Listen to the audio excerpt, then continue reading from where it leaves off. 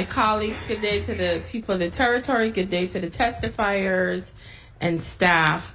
I'm going to be honest. I don't even know where to start because this entire conversation has led my mind in 50 different directions, between potential progression of the people, holding on to our culture, between us needing better government because it seems like a whole lot of stalled situations are happening and that we're not being able to progress as fast as we need to in a timely manner.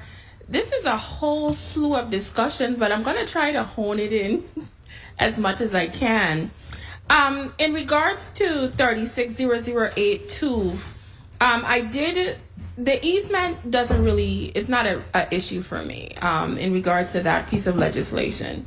I saw where it's if somebody's landlocked and we could help them out, I'm okay with it. It's that simple. I don't even really need to discuss that, because why own a piece of land and you can't get access to it? That's kind of silly. So I'm not worried about that one. As it relates to 360094, that particular piece of legislation in regards to future development and changing it, I think it was to change it from R1 to R3, if I recall correctly. I know currently right now, to go from R1 to R3, it maximizes and allows for more people to live on a particular parcel, etc. And I know in listening to the presentation, it had to do with carving it out, leaving one parcel separate, and also in regards to the size of the lot. So are you saying by us going this route, that would resolve all the issues and concerns that were brought forward, and this is a way to come up with a resolution? Good afternoon, Senator. Leah Laplace Matthew. So with the property, R3 zoning does allow for 80 persons per acre. Mm-hmm. And so with 14,000 square feet, they're going to be limited in the density. Okay. But this table of permitted uses would still be there. Okay, so that would assist and help resolve it. Yes, Senator. Okay. I don't have a problem with it. I'm a practical person. Unless I see major opposition or really dive into situations where that would cause, whether it's traffic, and if everything's okay, you will not get an argument out of me. And from listening to this one, it was okay. Now let's get to the third one. This one is a lot. 360095. Okay, I commend these gentlemen for coming forward. I honestly am thoroughly impressed by the presentation that was brought forward. To be honest with you, I saw these presentations on social media. I thought it was a finished product because I'm watching like, wait, did I miss a whole production in the Virgin Islands I knew nothing about? But 1 minute, 30 seconds. I'm happy to see that it's something that we are looking to invest into. I don't like the narrative that as a government, we might be holding up progress. That is really sticking with me, and that's a major problem for me. And we have to see how we run this government a little bit better in regards to that. I want to ask Ms. Raymer a question. What size is the size of your family's parcel of land? 4H.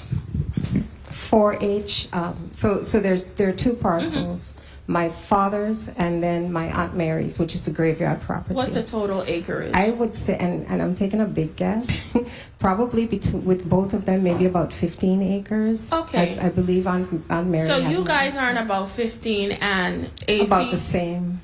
Because the 11 acres plus, it's about the same. Yeah. And based on your presentation, you guys are utilizing about 35%. So I'm trying to figure out what the major issue is, because if you got 15 and they're roughly on 15, they're only using 35, maybe I'm not visually seeing or understanding, because that leaves a whole lot of land open that you guys might never even really conflict with each other. So I'm a little bit confused as to what what the concern was. Could I respond? Yes, thank you. So just to respond quickly, the project, the development will actually rest or begin or end about 30 feet from our property. The access road through Rosendahl Drive it shares our driveway. So it's two parcels that share property that each of you have equal access to? if the proposal goes through, that would be the case. So what has happened, not to sound funny, but what happened is this land belonged to 4 siblings, right? One lost his. The 3 remaining siblings were my father and my 2 aunts. The property that they are proposing to build on was property that belonged to my aunts. So yes, all this property was sort of joined together, if you might say. Okay. It's the remaining solid piece of Rosendahl that's left aside from So some of you're it. concerned, are you saying that would your family and who you're representing right now, would they be satisfied if there was a more of a distance between where the project starts and ends? Because I don't see how that could hurt, to be honest. That was one thing that my brother in particular, when he realized where the project was. I don't want us to start creating a situation where, you ultimately on your side could do whatever you want with your land, but then you're still trying to dictate how they build out theirs. And I respect and that. That's why I'm trying to see how this happy balance could potentially work with you guys, because I'm trying to look at it from all aspects. Senator Thank you. Heiliger also consider. I don't want to interrupt you, Senator time Francis. is up. Your time was called. Oh, But sorry. I'll let you I'll wrap up. I'll just because- respond to that. Keep in mind, Senator Heiliger, that this isn't just about where we will reside. We will be interacting with our cars. We will be interacting with our daily lives. So, for example, I explained to them at the site visit, and I'm sorry that you weren't able to make it, because that probably would have also helped to give you a visual. When we say 7 acres, it seems like a whole lot, but this is St. Thomas, so everything carries. You could be 7 acres away, and I could hear your conversation based on how our topography is, right? But I say that to say we have no traffic lights. There's no stoplights or anything out where we are, and so this introduces a whole challenge to infrastructure as well. This access road would be something that our family would still be required to uphold and maintain. So this isn't just about us having new neighbors. This is about us taking care of each other also, and our responsibility. I understand it. Could I just make one statement and I'm done? Currently, our law allows for 80 people to be on 1 acre. 80 on 1 acre. So if the amount of properties they're building is going to be spanned over 11 and only utilizing 35, I'm seeing an interesting visual, but a happy balance in the end. So thank you very much, Mr. President. Thank you. I hope you. Good afternoon to the people of the territory. Good afternoon to my colleagues. Good afternoon to the staff. I offer Bill number 36-0085, Act to prevent and rescind any automatic implementation of salary adjustments made pursuant to the recommendation of the Virgin Islands Public Officials Compensation Commission to reclaim unauthorized payments and to establish enforcement and penalties provisions. This piece of legislation came forward from a perspective of where we as a community have to look overall as to what is happening, not only with our economic stance as well as our financial issues that we're having here in the territory, but we have to make sure that when you decide to give individual raises, they're actually tied to performance as opposed to doing things because people feel they're entitled to them. We live in a society apparently where people just don't really care anymore. We sat here and we witnessed several members of the executive branch send in letters basically saying, we're not coming here to have this discussion with you. And let's not beat around the bush. We all know why it happened. This has been at the forefront of this community for months. And we have a meeting right now to discuss these raises, questionable raises at that. We have a meeting to discuss how these things were being implemented via the executive branch, even though there's a long-standing dispute between the executive and the legislative branch as to the legality of the implementation. But somehow, the executive branch, through the wisdom of this governor of the Virgin Islands, went ahead and implemented these raises. I don't support that. And I'm asking my colleagues not to support this type of lawless behavior. At the end of the day, our territory is in a stage where we are growing, we are building. We have to have leaders in place that are going to make the necessary decisions on behalf of the people that are in their best interest, not just looking out for themselves. We have to stop that. And until you have representatives in this institution, in Government House, whether through our delegate to Congress, that are serious about representing the people and remembering that it's those very people that went to the polls to put us here and to look out for them, we're going to be having these type of unnecessary discussions, because this should have never happened. I understand what happened with this bill. There's been a lot of back and forth. I'm not here to dive into that.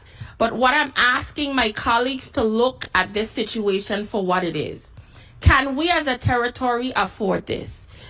Can we as a territory say that this is justified? With all the things that are happening in our territory right now, trying to rebuild from a hurricane, sewage, potholes, every single thing under the sun, can we honestly say that this is the right thing to do? And my answer to that is no. So I'm asking my colleagues to please support this piece of legislation. I submitted to legal counsel an amendment in the nature of a substitute, which I have circulated. The adjustments that we made to the bill itself are basic things, such as we did reduce some of the whereas clauses so we could get straight to the point, as well as this section for dealing with individuals being penalized. We did remove that out of the legislation because I don't want any excuses as to why the executive branch through the governor will utilize that to potentially justify why he's looking for excuses as to why this should not be supported. So I'm asking my colleagues, once we have this poignant discussion today, please look at the bill, look at the amendment in the nature of a substitute, understand what we're trying to execute, and make a decision accordingly. So I will listen to the conversation, and I would like to thank the president as well as my colleagues and everyone that reached out to participate with myself to make sure that this piece of legislation hopefully will be moving forward. Thank you, Mr. President.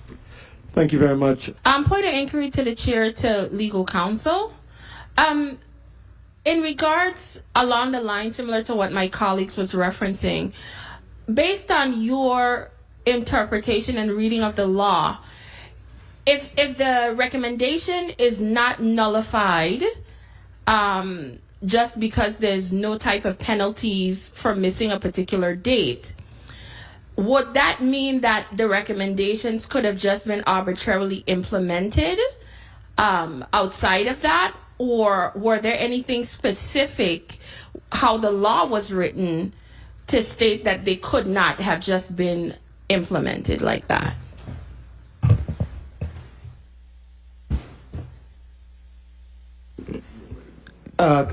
Chief Counsel Cardi, Yes. you may respond. Yeah, through the chair to Senator Francis Heiliger. To answer that question, we have to look at Title III, Section 546. And Section 546 specifically provides that the legislature shall act upon the recommendations of the commission not later than 90 days after the recommendation has been submitted to the legislature. Non-action on the recommendations within the 90-day period is deemed an approval by the legislature of the recommendations. Now, if the commission's recommendations are approved or amended, the salary, expense, allowance, and other emolument determinations take effect for the legislative session immediately following the next general election. So to answer your question in this context, we now have at when was, for the purposes of this conversation, I am opining on whether or not the recommendations were properly or the recommendations were received by this body. But for the sake of discussion, to the extent that the recommendations, it is my understanding that the governor and the Chief Justice acknowledged receipt of the recommendations on August the 13th, 2024, right? Which meant that the legislature would have had to 90 days after August 13th, 2024. If you count 90 days after August 13th, 2024, I believe it is November, I think it was in early November of 2024, which was preceding the 2024 general elections. So by the plain wording of this statute, that even if the legislature got it and didn't do anything with it, when you count 90 days, it is preceding the 2024 general elections, which then means that they take effect immediately following the next general election, which is November 2026. So, specifically to your question, they could not be arbitrarily implemented. They have to be implemented in accordance with Section 546 of Title III. Okay, thank you so much, and I needed that to also be on the record. I appreciate it. Thank you very much, Senator. Good afternoon once again to my colleagues, to the people of the territory. First of all, I want to say thank you to my colleagues for this dialogue that we had an opportunity to do today. And I'm not going to belabor the conversation. I think we have more than enough support, and especially hearing the resounding cry of this public, we as their representatives know what has to be done. But I think the conversation that we're having today came about because fundamentally as an institution, we have to hold one head. We cannot continue in a situation where we have a governor and executive branch that believe that they could stomp on the necks of this institution whenever they feel like it. We have to separate ourselves from party politics. We have to separate ourselves from individualism. And when it comes to the point when we have to collectively fight on behalf of the people, we do it unified. I am not an individual that likes that a governor goes on the airwaves and tells the public point blank, I could do what I want to this institution. I hate that. And I don't think y'all know to the extent of how much I hate it.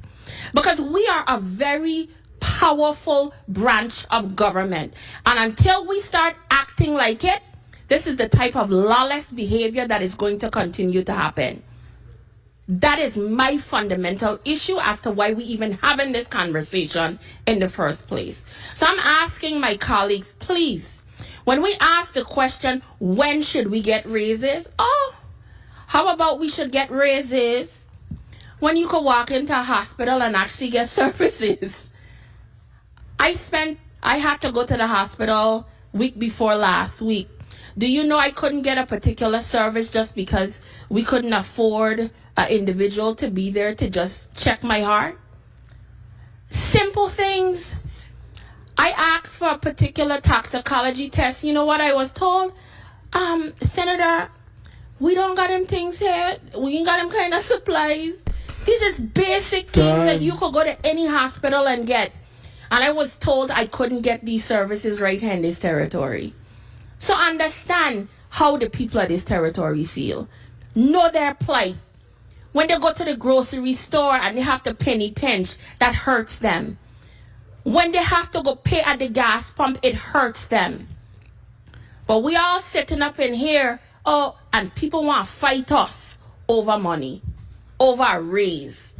And the very people that stood up at those poll lines and said, please, I'm asking y'all to come in here and represent me.